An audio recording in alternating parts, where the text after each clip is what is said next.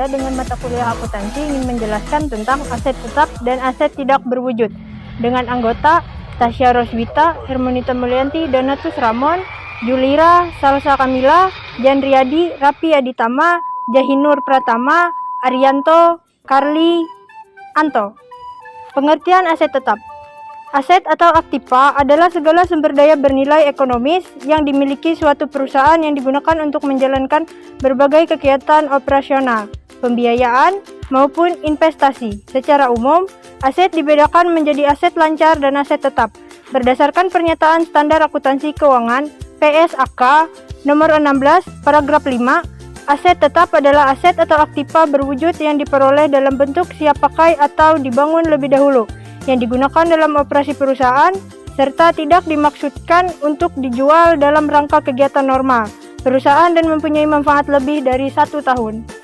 Aset tetap disebutkan dengan istilah peset atau aset yang dikategorikan investasi yang panjang bersifat permanen. Beberapa contoh dari aset tetap meliputi tanah, bangunan, mesin, mebel, hingga sumber alam seperti hasil pertambangan. Kategori aset tetap, perusahaan membeli aset tetap dengan tujuan antara lain sebagai keperluan produksi atau pemesanan barang, jasa, penyewaan untuk pihak ketiga atau perusahaan itu sendiri yang menunaikan. Istilah tetap dalam aset tetap mewujudkan bahwa aset-aset ini tidak akan habis tahun akuntansi. Tidak dapat dikategorikan sebagai instrumen keuangan. Aset yang tidak diwujudkan ini dapat diukur dengan nilai serta sifat jangka panjang. Pendapatan yang diterima aset jenis ini diterima di masa mendatang. Nilai dari aset ini juga didapatkan dari klaim. Lalu kas akan diterima perusahaan dari subjek yang melakukan klaim aset di perusahaan tersebut. Aktiva yang bersifat jangka panjang. Masa manfaat dari aset ini adalah lebih dari 1 tahun. Tetapi apabila perusahaan tidak mengukur atau mengestimasikan nilainya, tetapi aset tersebut tetap dianggap memiliki masa manfaat hingga 10 tahun. Penentuan masa manfaat dari aktiva ini juga didasarkan pada hak kontraktual atau hak lainnya sesuai dengan hukum. Aset tetap. Pengertian aset tetap, contoh, karakteristik, dan cara perolehannya. Berikut ini adalah beberapa contoh aset tetap. Tanah, bangunan kantor, kendaraan, pabrik, mesin, manufaktur, perabotan. Banyak aset tetap yang cukup portabel untuk secara rutin pindah di dalam bangunan perusahaan atau di luar gedung. Dengan demikian, komputer atau laptop dapat termasuk sebagai aset tetap. Depresiasi berkala untuk aset berwujud atau amortisasi untuk aset tidak berwujud. Penurunan nilai. Jika nilai aset menurun di bawah nilai buku bersihnya disposisi, aset tidak memiliki nilai jual. Ketika perusahaan memperoleh atau membuang aset tetap, hal ini harus tercantum pada laporan arus kas. Pembelian aset tetap merupakan arus kas keluar bagi perusahaan, sedangkan penjualan aset tetap merupakan arus kas masuk. Jika nilai aset jatuh di bawah nilai buku bersihnya, maka aset tersebut mengalami penurunan nilai. Dengan begini, nilai aset tetap yang tercatat di neraca harus sesuai ke bawah karena nilainya terlalu tinggi dengan nilai pasar. Kemudian, ketika aset tetap telah mencapai akhir masa pakainya, biasanya aset kan perusahaan jual untuk memperoleh nilai sisa yang merupakan nilai estimatis. Aset juga peroleh nilai sisa yang merupakan nilai estimatis aset jika aset tersebut dipecah dan dijual sebagian.